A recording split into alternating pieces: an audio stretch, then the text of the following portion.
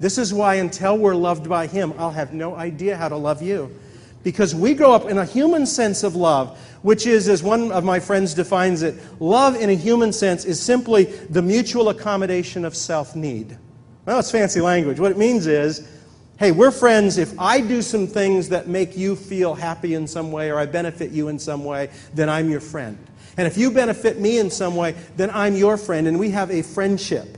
But if something happens and no longer can you benefit me or you do something that hurts me, then the friendship breaks and it's shattered. Our friendships, and we even talk about it in a romantic sense, about falling in love when there's this mutual beneficial relationship, and then when something goes wrong and it gets to a difficult moment and I don't feel loved, then we talk about falling out of love.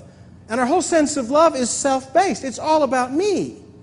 The love of the Father is not all about Him. It's all about you.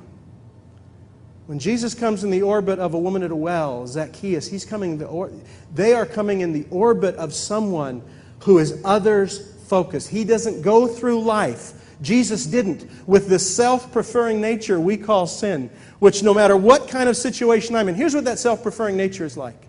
Whatever situation I'm in, I look to either maximize whatever joy there might be in that for me, or I look to minimize whatever pain there might be in that for me. Whatever relationship I'm involved in is very self-focused. And it's good when I get something out of it, and it's not good when I don't.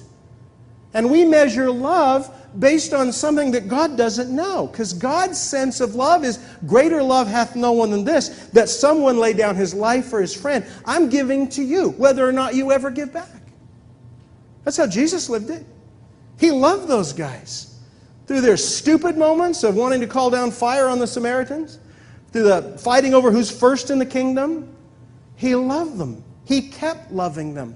And it's that love that transforms them. That's what Jesus knows about this love. Do you see this? If I only love you because God told me I had to, and if I don't act loving towards you, or better yet, my neighbor next door, if I don't love them and act loving towards them, then God's going to be disappointed in me. Then notice, my loving them is still about me, isn't it? If I don't love them, I'll feel guilty. I don't want to feel guilty, so I'm going to love them. If I sit down in an airline next to a person, and my job there is to convert him to the kingdom, then I'm doing that for me. And then I'm not really going to love him, I'm going to manipulate him. Or if I love him, and I don't need anything from him, and whether he acknowledges Jesus or not sitting next to me in a plane isn't the issue. The issue is, can I express to him the same love of the Father that's been expressed to me? Whether or not he comes, whether or not he sees it, whether or not he acknowledges it. If I'm loving you as a slave, I am just doing for you what benefits me, and it's still all about me. When Jesus invites Zacchaeus home, man, the scandal in the crowd was incredible. How can he go home with that guy? That is the cruddiest person in the world. That's like Jesus going to Houston and going out to lunch with the directors of Enron. It's like, what are you doing that for? These guys are idiots. We're paying 25% more on our electric bills in California because of those guys. You can't go to lunch with them. That's exactly what the crowd was saying. And Zacchaeus is very aware that the crowd is murmuring that. But he's come near someone now that wasn't saying, I'm worried about my association with Zacchaeus, what it's going to look like to them. Jesus wasn't worried about that. He was there to love Zacchaeus.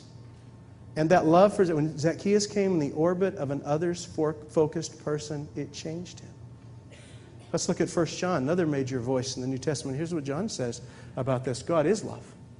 And whoever lives in love lives in God and God in him. And there is no fear in love. But perfect love drives out fear, because fear has to do with punishment. And the one who fears is not perfected in love. If I do what I do for God because I'm afraid of the consequences if I don't, I'm still missing the best of what this kingdom has to offer. John says you will not be perfected in fear. What perfects us is love. Love transforms us. When I get a sense of the Father's affection for me, and I learn to live that alongside other people, that's when Wayne becomes increasingly transformed by the life of Jesus. And I can't do that. I can't live in circumstances, I can't live in situations unaware of myself and my needs and maximizing my joy or minimizing my pain until I know that all my joy and all my pains are somehow in God. And He's big enough to watch my back, take care of me. See, what we learned in kindergarten was, if you don't look out for yourself, no one else will. And we've grown up jaded. We've grown up with defenses that, are always looking out for how I could get hurt in this, or how I could maximize, and I want to be that person's friend because that'd be really good for me. And all about us. And we miss the life of relationships, which is, I don't have to look out for my benefit because my Father is every day. I don't have to look out how to minimize my pain because I've got a Father who can walk through any pain with me and make me whole through it. I've got a Father like that.